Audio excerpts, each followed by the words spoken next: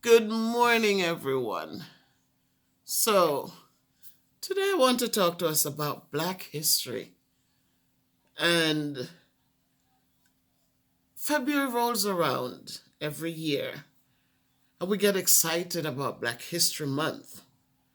And yes, Ronald Reagan put aside this month for us to celebrate and for us to reflect on the struggles of Black people to gain equal rights and justice. But our history should be much more than just a month, right? Because our people made an abundance of sacrifices and contributions to our societies. They did this through inventions and medicines and engineering. And our history is so rich that we should really be celebrating it 365 days per year. Not just 1 month, but for 365 days per year.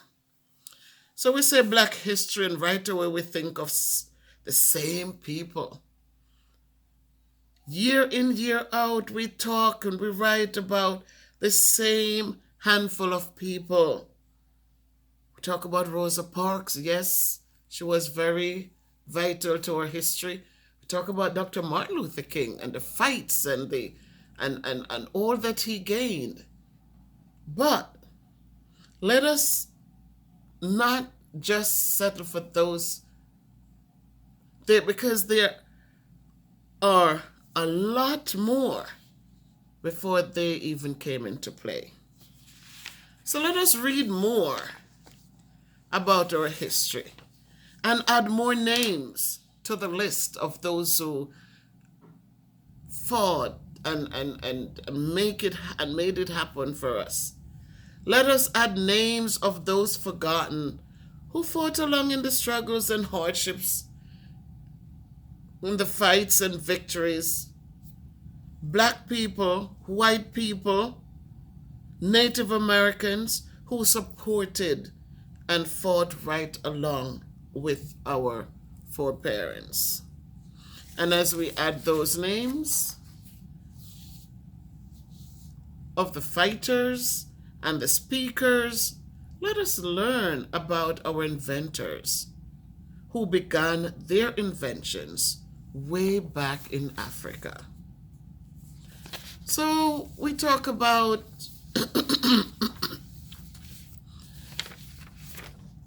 the straightening comb, and we talk about the light, the stop light, the traffic lights. We talk about the ironing board, and we talk about so much.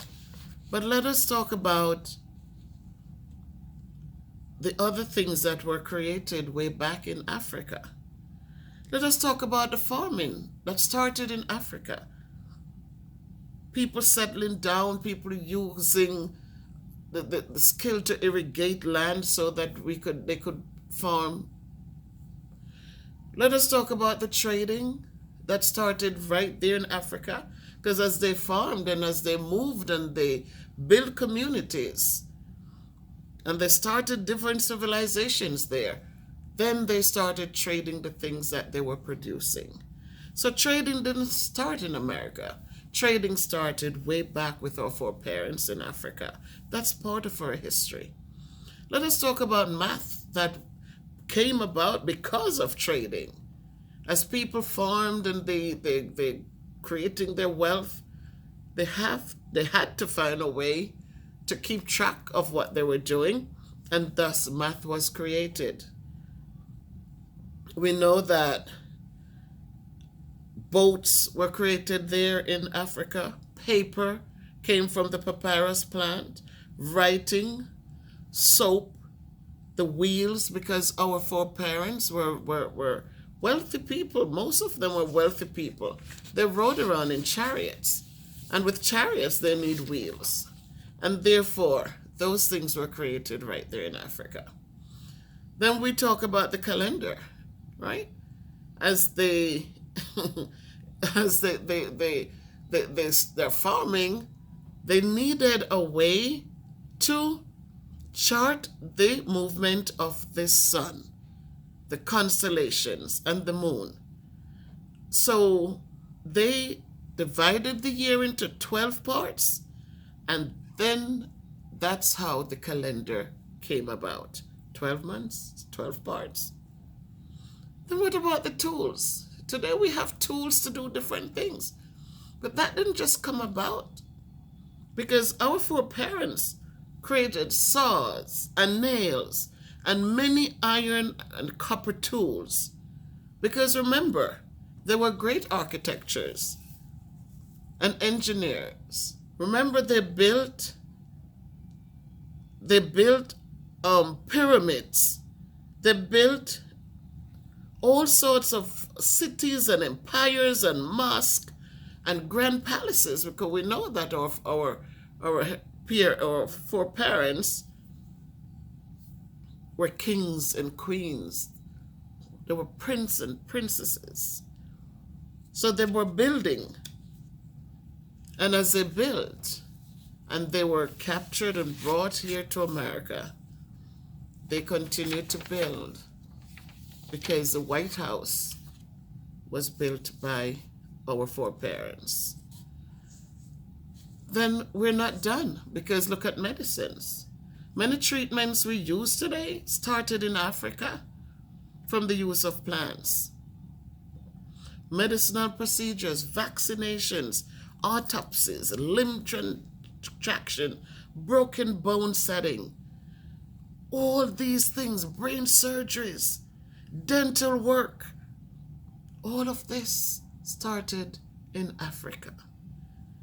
So today, as we celebrate Black History Month, and as we look at the different parts of our history, let us not forget that it's not just an African American history, because our foreparents were dropped off in different places around,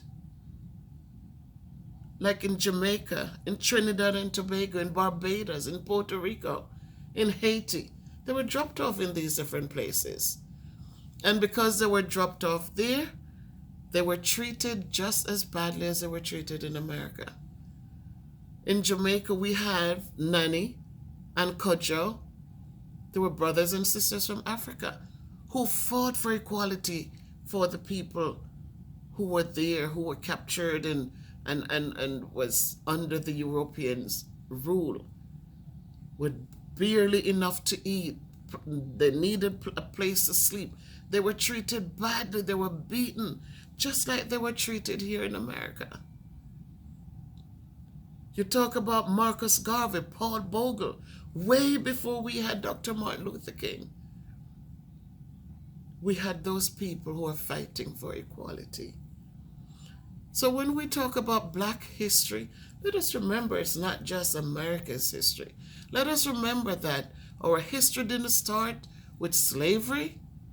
Our history is richer than that. And our foreparents didn't board those ships. When they were captured and thrown in those ships, they were not slaves. They became slaves when they came to America. So as we look at Black history and we talk about Black history, let us expand. Let us expand. Let us go deeper. Let us go further. Let us look at our history and let us understand that these people whose shoulders we're standing on today were only able to stand tall because of what they went through, so that we can stand. So as we go about in our daily lives, let us think about what our legacies are going to be, what it is that we're going to be remembered by. As we come to school to learn, let us do our best. So often we come in and we do no work, and we display such negative behaviors. We're disrespectful, we're rude. And just think of what our foreparents went through so that we can have a better life. Let us remember those things and let us strive to do well so that we can have a legacy of our own. a story was told about a world without black people. Little boy, and I'll quickly go through this. It says, this is a story of a little boy named Theo who woke up one morning and asked his mother, Mom, what if there were no black people in the world? Well, his mother thought about that for a moment and then said, Son, follow me around today and let's just see what it would be like if there were no black people in the world. Now, go get dressed and we will get started. Theo ran from his room to put on his clothes and shoes. His mother took one look at him and said, Theo, where are your shoes? And those clothes are all wrinkled, son. I must iron them. However, when she reached for the ironing board, it was no longer there. You see, Sarah Boone, a black woman, invented the ironing board. And Jen E. Matzelinger, a black man, invented the shoe lacing machine. Oh, well, she said, please go and do something to your hair. Theo ran to his room to comb his hair, but the comb was not there. You see, Walter Salmon, a black man, invented the comb. Theo decided to just brush his hair, but the brush was gone. You see, Lydia O. Newman, a black female, invented the brush. Well, this was a sight. No shoes, wrinkled clothes, hair a mess. Even Mom's here without the hair care inventions of Madam C. Walker. Well, you get this picture. Mom said, Theo, let's do our chores around the house and then take a trip to the grocery store. Theo's job was to sweep the floor. He swept and swept and swept. When he reached for the dustpan, it was not there. You see, Lloyd P. Ray, a black man, invented the dustpan. So he swept his pile of dirt over in the corner and left it there. He then decided to mop the floor. But the mop was gone. You see, Thomas W. Stewart, a black man, invented the mop. Then Theo yelled to his mom, Mom, I'm not having any luck. Mom asked Theo to go get a pencil and some paper to prepare their list for the market. So Theo ran for the paper and pencil, but noticed the pencil lead was broken. Well, he was out of luck because John Love, a black man, invented the pencil sharpener. Mom reached for a pen, but it was not there because William Purvis, a black man, invented the fountain pen. As a matter of fact, Lee Burridge invented the typewriting machine and W.A. Lovett the advanced printing press. Theo and his mom decided just to head out to the market. Well, when Theo opened the door, he noticed the grass was as high as he was tall. You see, John Burr, a black man, invented the lawnmower. They made their way over to the car and found that it just wouldn't go. You see, Richard Spikes, a black man, invented the automatic gear shift, and Joseph Gamel invented the supercharged system for internal combustion engines. They also noticed that the few cars that were moving were running into each other and having wrecks because there was no traffic signals. You see, Garrett A. Morgan, a black man, invented the traffic light. Well, it was getting late, so they walked to this market, got their groceries, and returned home. Just when they were about to put away the milk, eggs, and butter, they noticed that the refrigerator was gone. Because you see,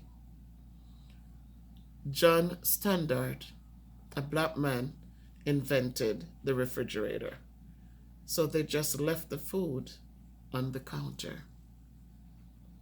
By this time, Theo noticed he was getting mighty cold. Mom went to turn up the heat, and what do you know? Alice Parker, a black female, invented the heating furnace. Even in the summertime, they would have been out of luck because Frederick Jones, a black man, invented the air conditioner. So our history is so rich. It is so rich.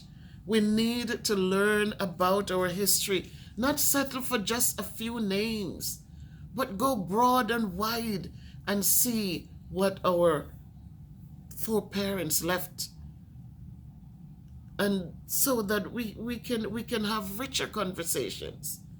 And so let's not look at Black history as just February, and when February is over, then it's over. But let us continue on. Let us make our history 365 days a year. Let us continue to learn. Let us continue to grow. Let us learn about the things that we have in store, and let us build. So, when we think of what the world would be like without Black people, just remember that our Black people contributed a whole lot to our society, to our worlds, to not just America, but around the world. When we think of Bob Marley and his music that created unity around the world as he fought, as we think of Nelson Mandela, everyone didn't fight in a war per se, but people contributed in their own way. And so as we celebrate, as I said before, let's not forget about the fact that we didn't fight alone, that there were white people fighting right along with us to help us get to where we are today. So as we celebrate, let us keep in mind, let us understand that if they didn't do the things they did, they suffered, they were beaten, people treated them badly. But through it all, they still left us a rich legacy. And so today I ask that as we go about, that we don't forget, that we'll continue reading. The world is now at our fingertips. And so we can find good material. We can have our parents involved. We can talk to teachers. We can talk to people in our communities. And so let's have the conversations about Black history, because Black history is not just February, but Black history goes on and on. There's too much for just 1 month.